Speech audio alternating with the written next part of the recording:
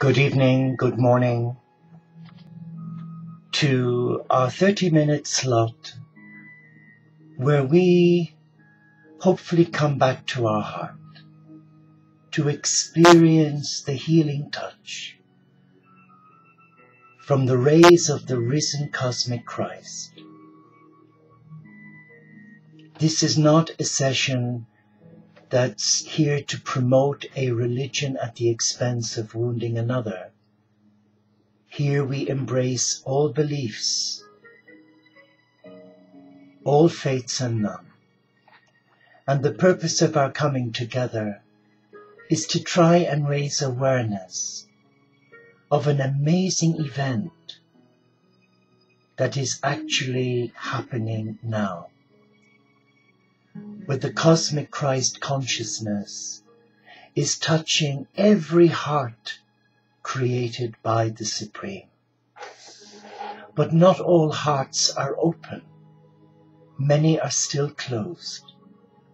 I know I have opened my heart when I surrendered my heart to embracing a beautiful truth, a truth that I am a beloved child of God, and that I do not have to conform to a religious dogma in order to experience the healing touch of divine love. And I guess that's one of the salutary lessons that I have learned in my faith journey. Because for many years, having been a nursing monk in the Catholic Church, of course I supported one dogma. But when I look back, I have to admit truth. And there were many times when I got it wrong. There were many times when I alienated my heart from the beauty, the dignity, the respect, and the wisdom of other faith beliefs. For they all believe in the same one God. Yes, they give that God a different name, but it is the same supreme, loving Father, Mother God. But in my naivety, maybe stupidity, I was ignorant. And I've come to realize that the only truth is that which is given to our heart. And my purpose of being here, just gone midnight here in the United Kingdom, is to honor my truth and to allow the cosmic Christ, who has touched me on so many levels in so many ways throughout my life, and to share with you that there is hope, that hope is on the way, and that the ancient prophecies going back eons of time are now being fulfilled. Yes, they are. We know they are. Even nature is ascending. Mankind is ascending. And 2012, the 21st of December, is the beginning of the dawn of Aquarius. It is a time of great enlightenment. It is a time when God will touch His children through the heart. But sadly, many have turned away through fear, through how God's representatives have misrepresented God's love, where they have chained the children of God through enslavement to fear, control, judgment. That is not Christ consciousness. Christ consciousness is heart consciousness. For centuries we've been ruled by male dogma, a domineering dogma influenced by male energy, where the sacred feminine has been compromised. And interestingly, it was up until the Council of Nicaea in the Catholic Church where women were priests and bishops. Many were ordained by St. Paul, but it was the great Augustine who inspired and influenced many of the church elders to abolish women priesthood and have them return to a non-existent life. So today we have to speak our truth. And I'm not here to turn the tables on any religion, because I respect each and every one of them, though I may not agree with their policies and protocols. But I do respect that in each heart of every child of God, there is the divine, and that's all that matters. Dogma, theological responses can often disengage the heart. And I guess that's why I love St. Francis of Assisi, because he came to his God through the natural world, the cathedral of God, and that resonates with my heart. I shall leave the academic responses to the experts, but like politicians, often they're there to court notoriety and not get down to the nitty-gritty and rub shoulders with ordinary people. So let us come to this place. Let us come in love. I reach out to you, whoever you are, wherever you may be, and I ask you, please surrender your heart to the Supreme. That is not agreeing to become a convert.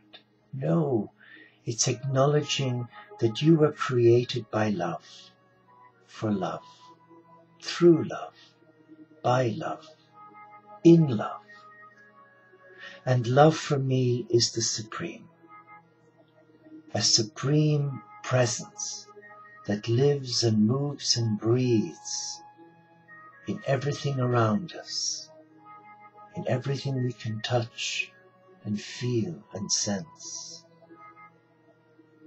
So let us ask the Cosmic Christ to come to us in this recording and touch us with simplicity and integrity, with truth.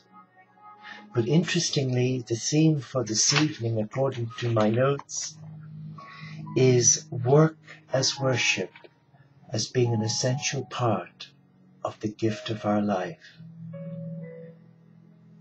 in embracing Christ consciousness. So here we are, my dear friends. We are in the presence of all that is, though we may not see God, but God sees us. That is my belief. It's simple. So that whatever I say or do here is not done to blow my ego. No, it's done in love. I share with you in love. I run the risk of great ridicule. I have been criticized many times. In fact, I've been annihilated many times, discredited a few times, and publicly humiliated by my younger brother on the internet for being a scaremonger, a scammer, an immoral person. All of those things I embrace through love, and I forgive those who misjudge me. And I pray for them, that they will come and see that I only speak truth. And truth is what sets us free, isn't it? So let us look at some of my notes and see what we have to say about work as worship. It's an interesting subject, but it's important. How can we best show our respect, or in other words, worship, to the giver of all good, who is God? Reasoning by analogy, I would say, by increasing our endeavors to make the best use of the gifts God has bestowed on us, whether bodily or mental. We all have a gift, either small or great. Yes, we do. It matters not how small. Be earnest in trying to make the best of it. Get all the available knowledge in the direction Your gift leads you, and go ahead, full steam. Learn your business thoroughly from every source. It does not matter where. People, books, or nature. For me, it's nature. I've spent most of my life sitting in churches, oratories, as a monk, and now I much prefer the cathedral of nature, for therein my soul, my heart is free to fly, and therein I can see God present in everything, because everything that God had made is beautiful. The Lord requires his own with usury, and the usury can be best attained by improving your gift and making your land produce more than your predecessors by the skills you bring to bear on it. By doing this, you have 3 causes of satisfaction. You are doing the will of God by improving your talents. How very important is that? You have increased the yield of your land, and you've also the satisfaction of being a direct encourager. What do we mean by that? Well, by example, which is better than precept, of others in the same path, and lastly, all the time you have been working, you have been worshipping God through your work. We had a saying in the monastery as a young nursing monk, ora et labore. Pray while you labor, or labor while you pray. Prayer is a gift of the heart. Prayer is often misunderstood. Prayer, sometimes people forget, is anything or everything that enhances your relationship with the divine, with Gaia, with all around you. For me, prayer is doing the little things, the mundane things, extraordinarily well. What do I mean by mundane things? Well, as an enclosed monk, through choice, not through force, I volunteered it, and I wouldn't change it for the world. Why? Because I can lock out the dramas of the world and protect the beauty and the silence of living that simple life in the footsteps like Francis and many great monks like of Egypt, Mount Sinai, the great Anthony. But mundane such as washing the pots, drying them, but do it with a different mindset. Do it as if you're doing it for Her Majesty the Queen of England. You're working as one of her servants. Caring for the hens, making sure they're comfortable, well fed, disease free, and that their coop is clean and tidy. That's a prayer. Gardening, cutting the lawn, deheading old flowers, walking the dogs, enjoying walking them, grooming them, cleaning their eyes when they all get matty. That is a prayer. For those in a loving relationship, when you perform the sacred act of lovemaking, that is a great prayer. Because you're sharing love. And God is present where there is love. And doing the horrible jobs, cleaning the toilet. Oh, as a young postulant, that was my job for 6 months. At 6:30 every morning, 7 days a week, 52 weeks of the year for 3 years. And guess what? I hated it. I loathed it. Because we didn't have the old swinging and fancy spray cleaner. And then you flush the toilet. Not at all. We had the old-fashioned Vim. It was like a scouring powder. And you put it on your cloth and you scrub the inside of that loo bowl. And you often thought, my God, it's taking the skin off my fingers. But that was done as a prayer when you knelt in front of it. And there was 6 of them to do every morning. But looking back, I missed so many opportunities.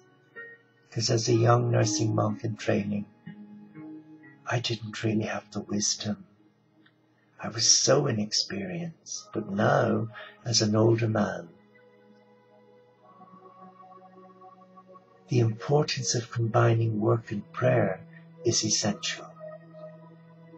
And God is present in whatever we say or do. Don't you think? And when you know that whatever it is you do, whether it's cooking or sewing, cleaning, walking the dogs, picking up the dog's poo from the lawn or on the highway, it doesn't matter. But if we do it as a prayer, it's a gift. Is that how you see it? Or do you get stressed in the office when all the others seem to be chitty-chatty at the call centre and nobody seems dedicated or committed anymore? They're more preoccupied about who they were out with the night before or what they'll be wearing on the night out tonight or at the weekend, who they'll be sleeping with. Values and priorities change, don't they? But I think it's far better to know that you've earned your keep, that you've been diligent in the little things, because it's the little things that lead to holiness. But today there's a mindset where the younger generation seem to want it all, but not give very little from themselves. They have an expectation that society owes them. I found that sadly in my work as a nurse practitioner and counsellor when I set up an AIDS charity in North Wales for women and children with AIDS. And when I was befriending some young men, some were beautiful and thankful and accepting and accommodating, but there was a core group I found who were extremely angry. And when I tried to get to the bottom of it, it would appear that they had a mentality mindset that society owed them.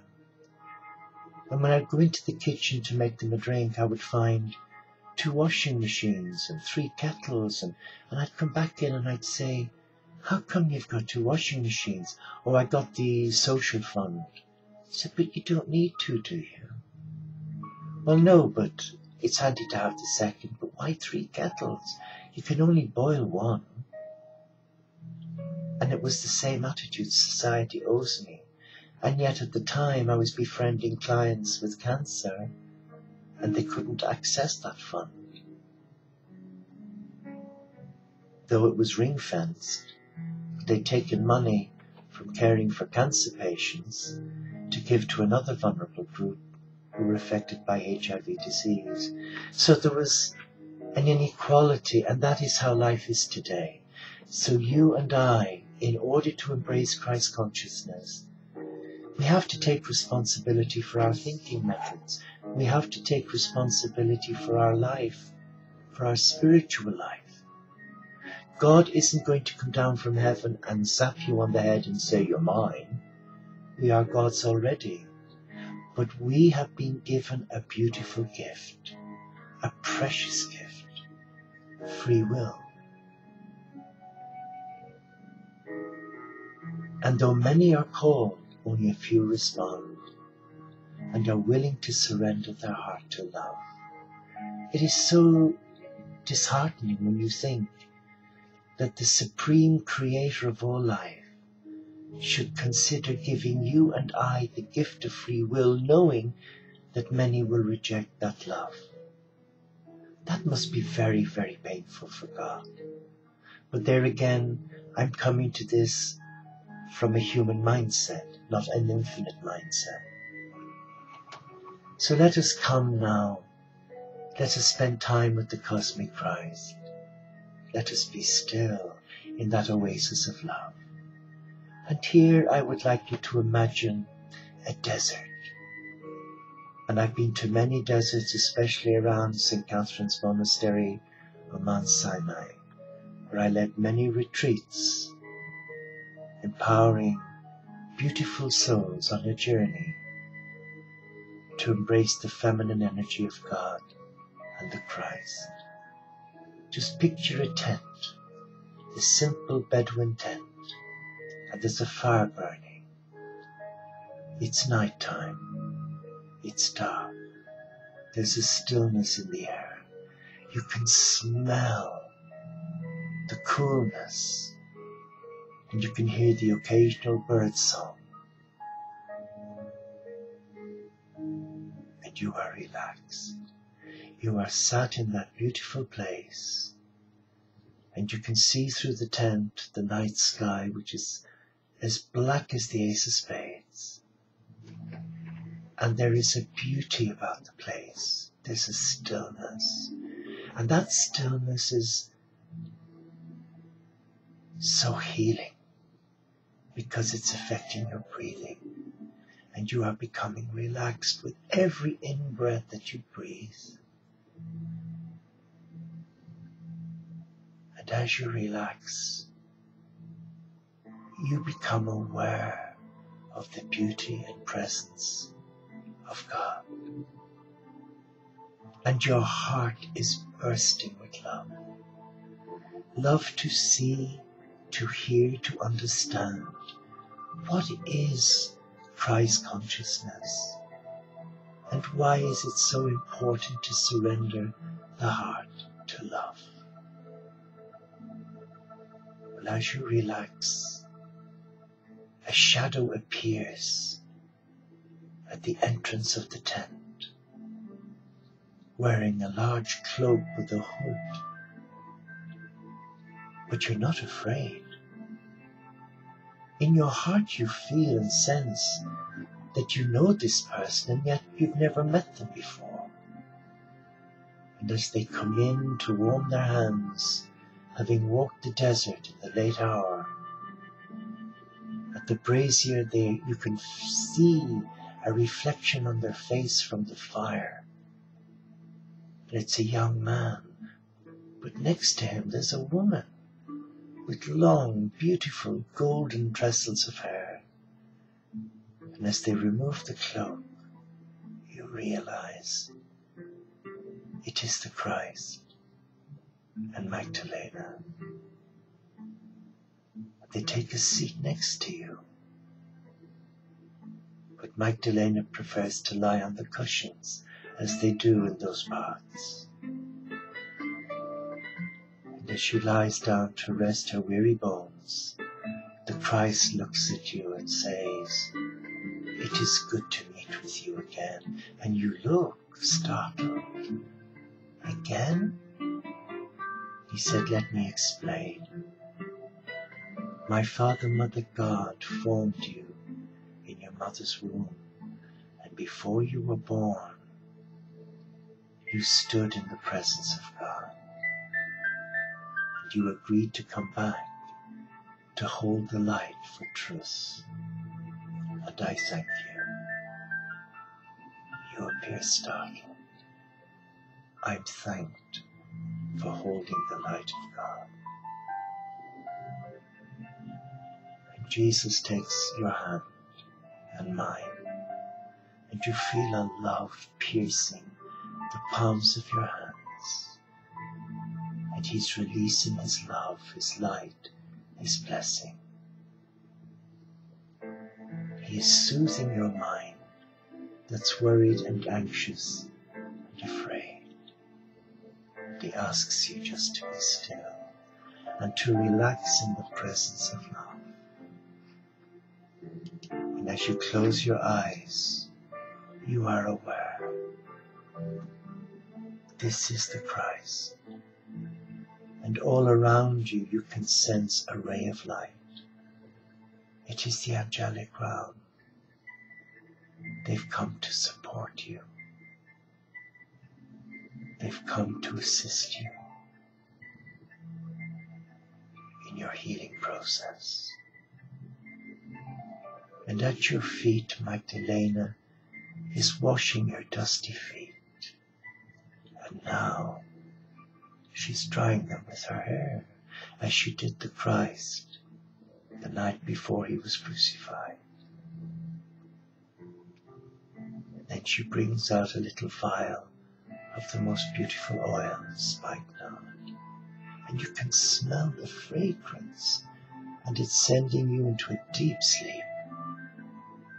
She's anointing you with the healing oils of God, and you are totally relaxed. The love of the Christ is flowing through your hands and around your head, easing all the tension there, flowing down past the nape of your neck and shoulders, and there's a lovely calm there now, and down through every muscle, weary muscle, sinew, tissue. All the organs of your body are receiving a renewed spark of life,